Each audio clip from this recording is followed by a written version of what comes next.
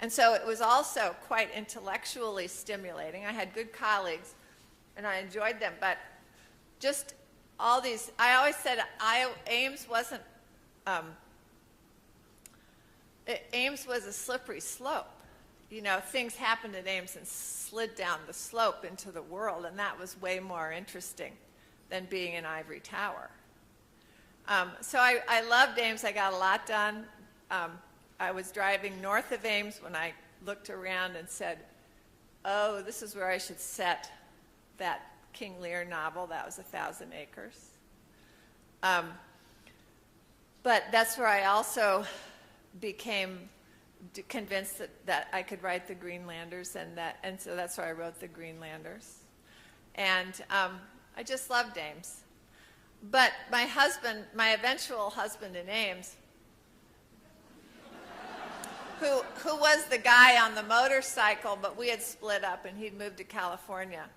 But then we got back together again, and he said, you know, I grew up in Clinton. I spent so many years in Iowa, I cannot spend the rest of my life here.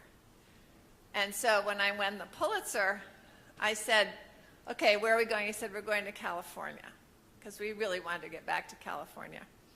So he had been, in his adventurous way, part of the nuclear power protests in, what was it, 1978 or 9, I guess it was 1979. And he had gone on trial, and he was the token Vietnam vet in those trials. And he had to raise funds for their defense. And so the way he did it was he played poker in Reno.